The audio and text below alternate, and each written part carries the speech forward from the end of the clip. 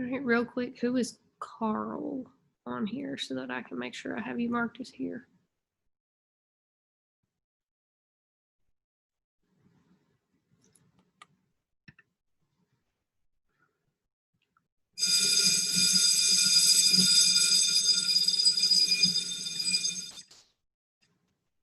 Gotcha, thanks.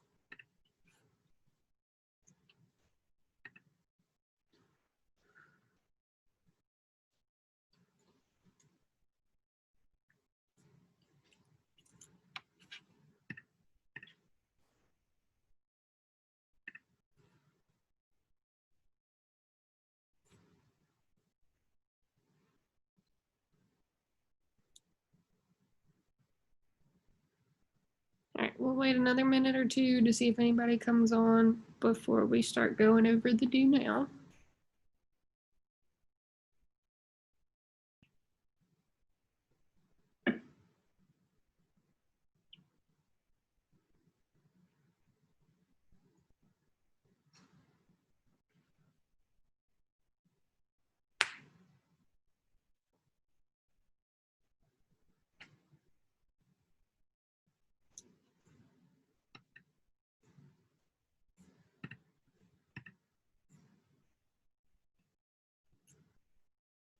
I'm really not sure. Does anybody know how you change your name?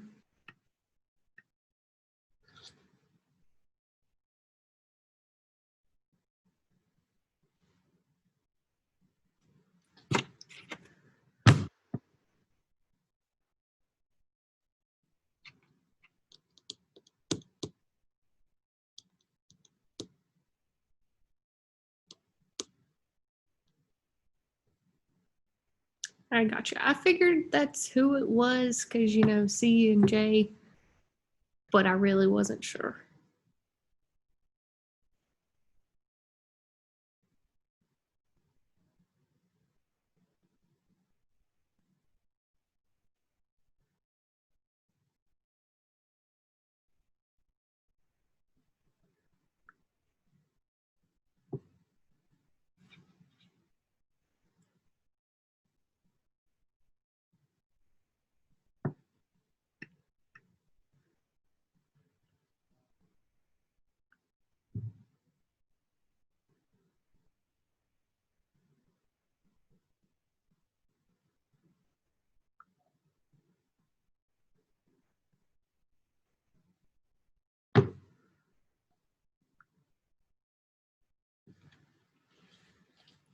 All right, I think we got most of everybody in.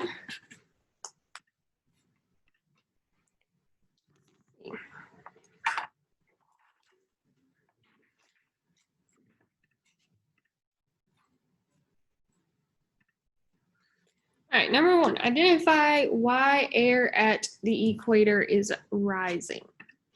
Anybody know?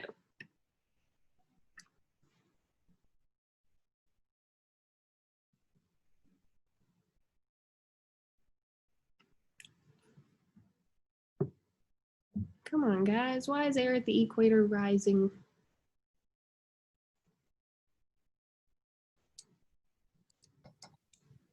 It's warmer at the equator, so like the air isn't as dense, so it rises. Yes, bingo. Great.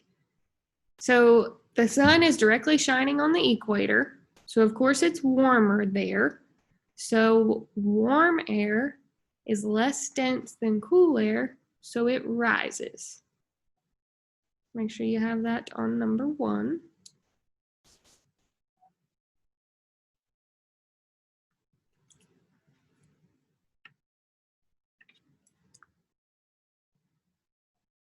Right. Number two, why does most precipitation occur near the equator?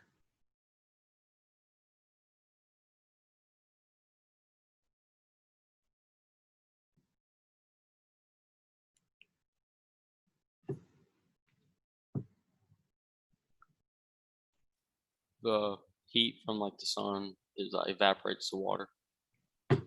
Bingo. You're on a roll today. I love it.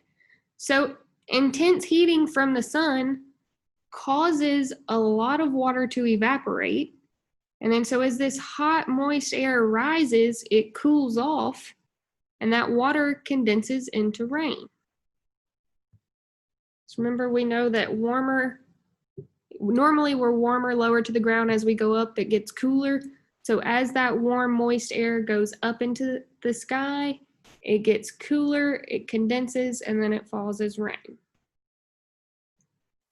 Let's see, I think we got somebody else trying to get, yeah.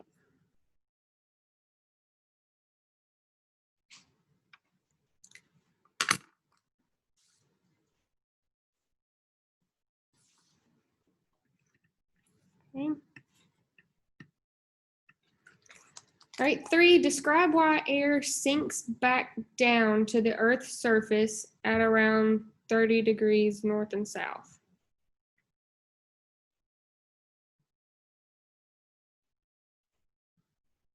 So why does air go down around 30 north and south?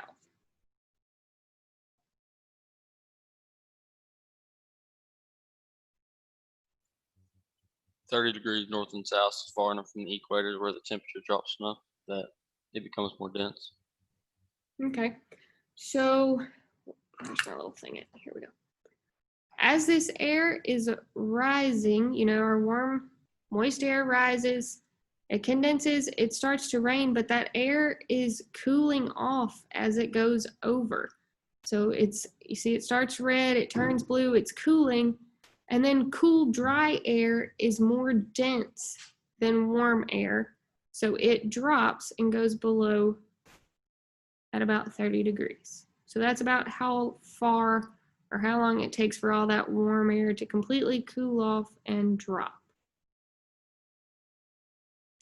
So think about our convection and the way that works. The warm rises, it cools off, it falls.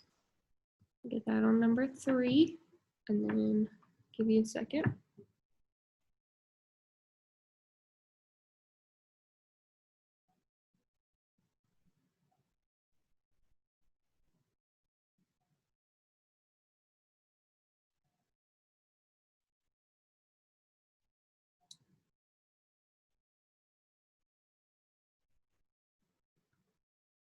All right, and 4, explain why this convection cycle leads to deserts at 30 degrees north and south.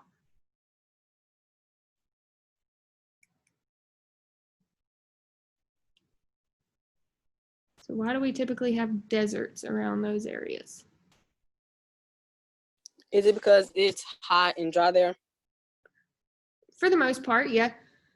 So when our warm, moist air comes up, it starts to cool, it all rains, and now all we're left with is this dry air that descends over here. So we have a lot of deserts at around 30 degrees because it's all dry air descending right here.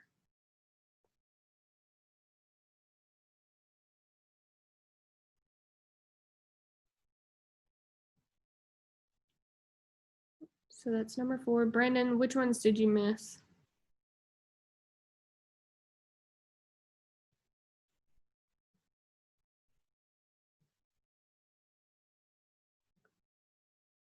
All right, somebody give us a recap of number 1. Not Daniel, because he's been doing them all. Because the sun is directly, sorry about that. Because the sun is directly hitting the land, so as the place heats up, the heat rises. So all of that heat's causing it to go up because hot air is less dense than cool air. All right, somebody recap number 2. Somebody different.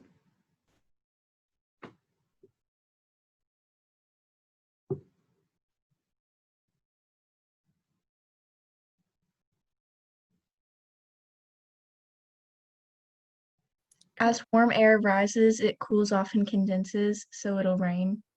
Yes. So a lot of precipitation's happening at the equator because we have a lot of direct sunlight hitting there, and that heat is causing a lot of water to evaporate. And as that hot, moist air is going up, it's cooling off and condensing and causing rain.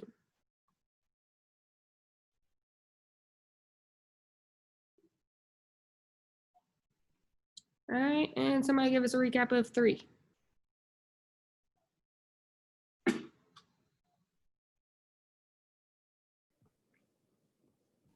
Is it because it got cool? It gets cool.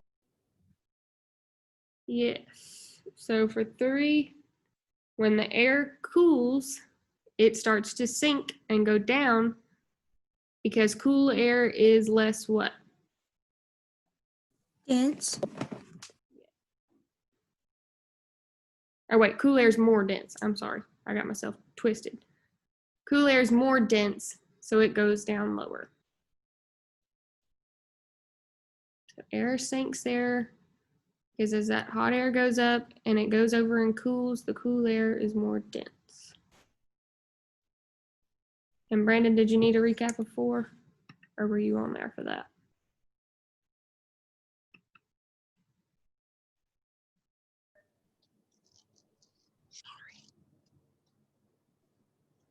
All right, somebody recap 4. So why does this convection cycle lead to deserts at 30 degrees?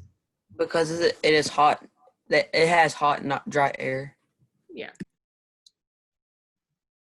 Maybe not necessarily hot, but the air that's coming down over there is very, very dry. Because remember, in the desert, it's usually pretty cool at night because of the air being so dry.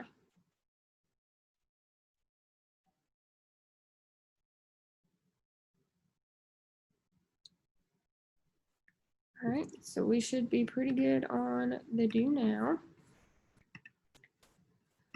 So today you've got the last 2 pages of the atmospheric science doodle notes. I have posted the links to part 3 and 4. As far as I know, I didn't make any mistakes on this one, but don't count me out because you never know. So have you a few colors. You don't really need much to color, and y'all can get started on those doodle notes. And then very, very important, when you're done, make sure you upload a picture of all 4 pages to either the assignment, you text it to me on Remind, you email it to me, you put them on a Google Doc, you share them with me. However you need to go about doing that to get them to me somehow so I can give you credit for doing them.